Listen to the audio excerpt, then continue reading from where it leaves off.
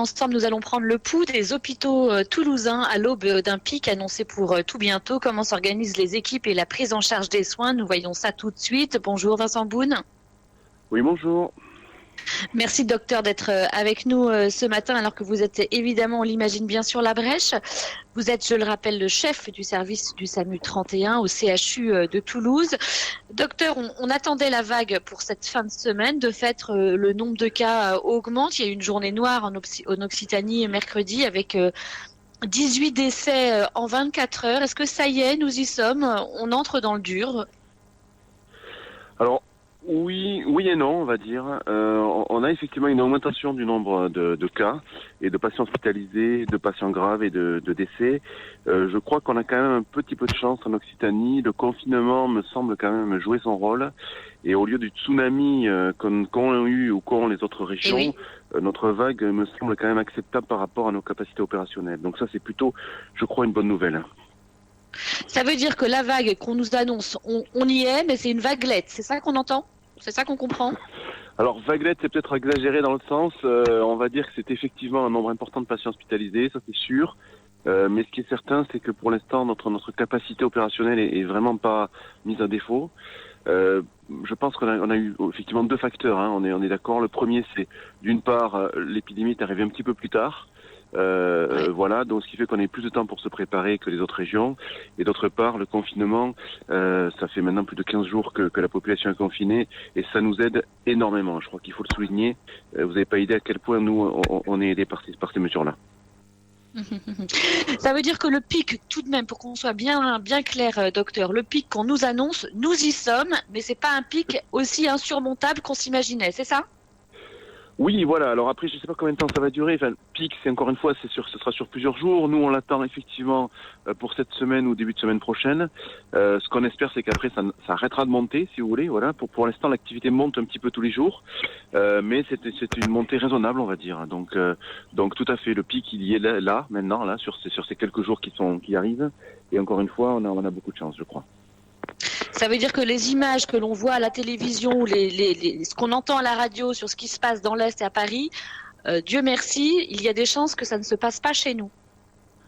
Alors oui, je pense moi qu'on a quand même un peu plus de chance que les autres, ça c'est clair. Je reste persuadé qu'on a probablement une chance de passer le cap comme ça, et à tel point, vous savez, qu'on fait jouer la solidarité entre les régions. Bien sûr, on va y venir. Voilà, et donc on a la possibilité d'accueillir des patients de l'Est, de la France principalement, pour soulager un peu mes confrères qui sont vraiment, eux, dans une difficulté terrible. Alors on va rappeler toutefois, docteur, la situation sanitaire ici dans la région. Je crois qu'il y aurait, vous me dites, il y a eu 120 décès en Occitanie, une capacité d'accueil, vous me dites si je me trompe, de 455 lits de réanimation au total au CHU de Toulouse, c'est bien ça? Alors, c'est on va dire, sur le bassin de l'ex-Midi-Pyrénées. Si on prend l'Occitanie, on a à peu près 900 places de réanimation et pratiquement pas tout à fait 500 sur, on va dire, l'ex-Midi-Pyrénées plus une partie de l'Aude, à peu près. Et donc aujourd'hui, c'est très important ce que vous nous dites. Ces urgences ne sont pas saturées. Je crois qu'il y a 321 lits occupés en réanimation. Alors vous vous êtes préparé, vous avez bénéficié, vous nous dites, de cette attente. On imagine une attente longue et pénible probablement pour les équipes, mais ça vous a donné du temps. Comment est-ce que vous avez préparé les personnels soignants à faire face à cette crise? Alors, il y a plusieurs types de préparation, hein. Le premier, c'est effectivement préparer des lits de réanimation. Lits de réanimation, ça veut dire former des personnels, ça veut dire rajouter des respirateurs. Vous savez que c'est un équipement assez critique.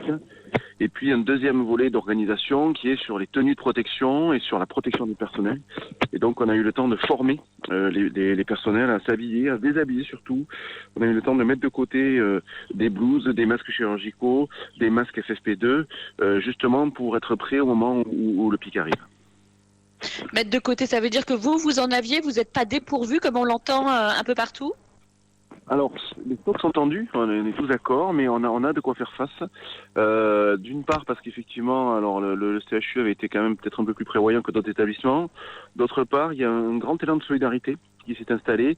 Et effectivement, depuis plusieurs jours, on récupère des masques, des blouses de la part de confrères, de la part de collectivités, de la part d'associations qui font un énorme boulot en faisant de l'inventaire et en distribuant aux professionnels de santé libéraux, aux établissements qui sont en difficulté, ce qui fait qu'à l'heure actuelle, on a bien sûr de quoi tenir. Donc ça, c'est bien. Et on vous sent confiant, et ça fait plaisir, docteur, par les temps qui courent, un peu d'espoir. On vous sent très confiant et serein. Oui, alors ça c'est ma nature, probablement ma nature profonde. Hein. J'ai du mal à être pessimiste.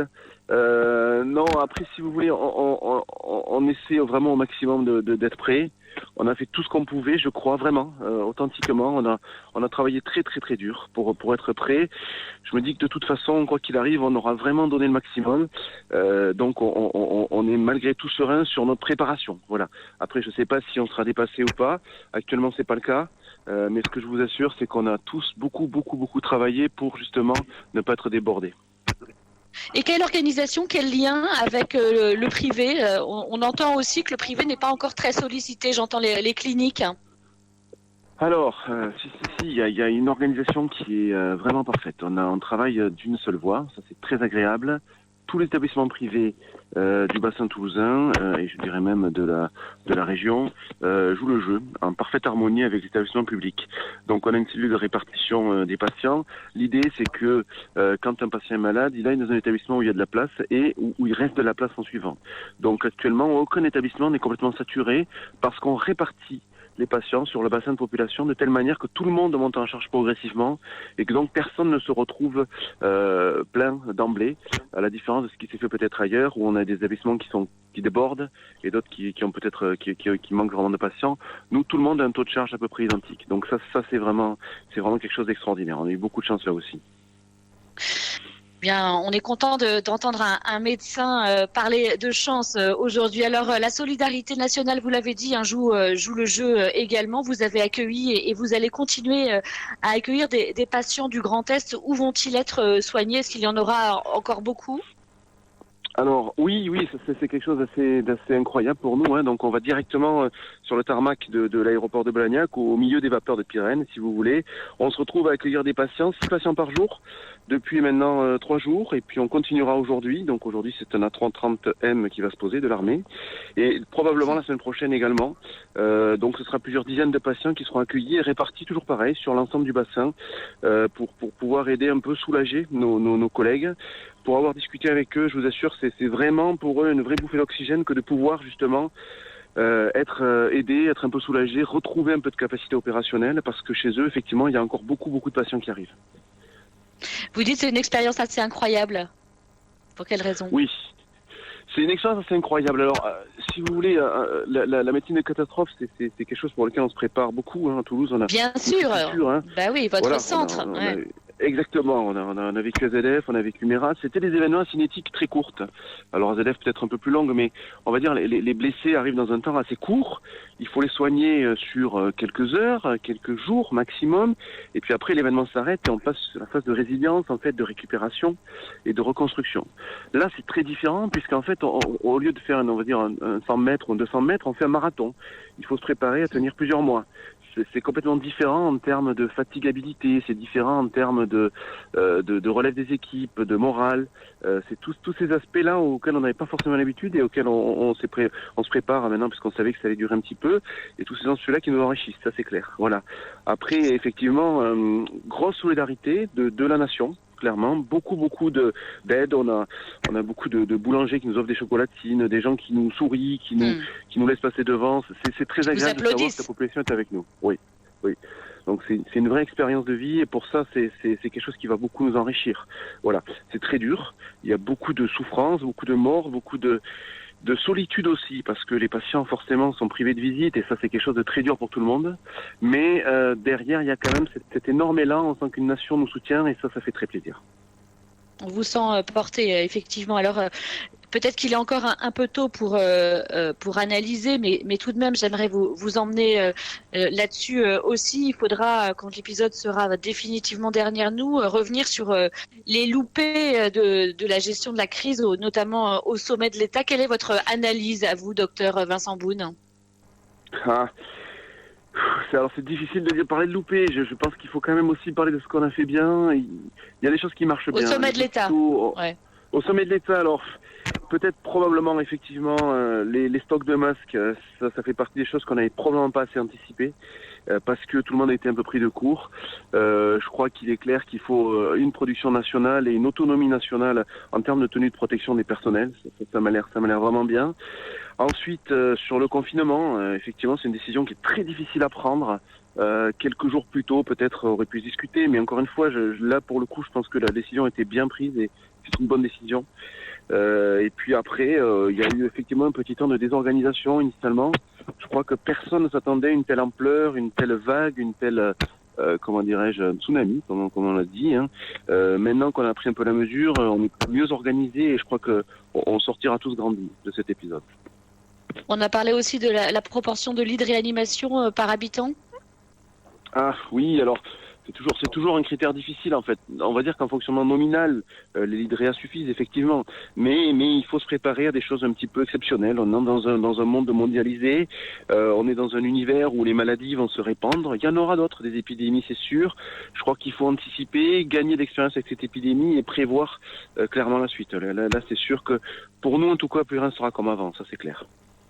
Plus rien ne sera comme avant. On fait quoi demain pour l'hôpital? Ça sera quoi la priorité? Ça sera ma dernière question.